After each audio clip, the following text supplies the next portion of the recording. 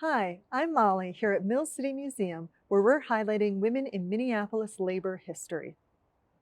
When Gratia Countryman first started her work in libraries, Minneapolis had just built its first free public library. It was a new concept. As the third director, Gratia created the country's first children's reading room and extended library services to working people, immigrants, and people experiencing homelessness. Now let's hear what she has to say. When I took over as head of the Minneapolis Public Library, growth was stagnant. I wanted a library system that reached everyone. In my first annual report to the library board, I set out my vision.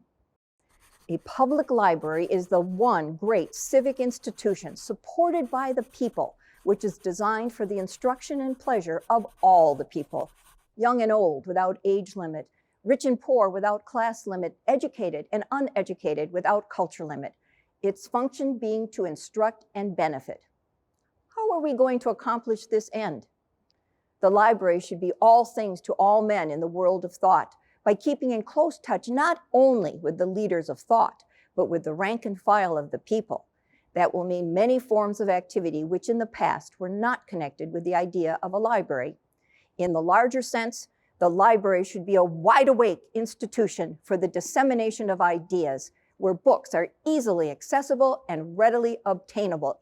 It should be the home of clubs and societies and free lectures and courses.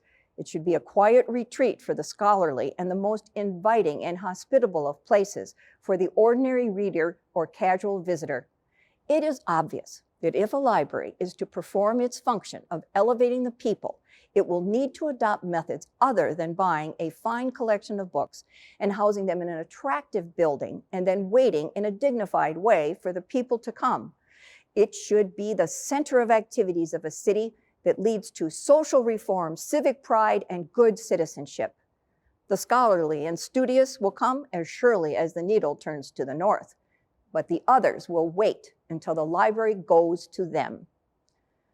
For the next 30 years, I worked to make this vision a reality. We opened up the stacks so patrons could look for the books themselves without a librarian controlling access. We took books to the community. We brought them to firehouses, orphanages, the homes that sheltered young women, to the city lockup, the county jail, and the workhouse. We took them to 18 factory libraries and 15 hospitals in the area. I had a map in my office showing where in the city different languages were spoken. We planted branch libraries in neighborhoods supplying books in the home language of that community. We ran bookmobiles to distant neighborhoods, and English language and citizenship classes were held in many of the libraries. There's always still more to be done. You would not be here, and I would not be speaking if we were not looking forward together to a better tomorrow than our yesterdays.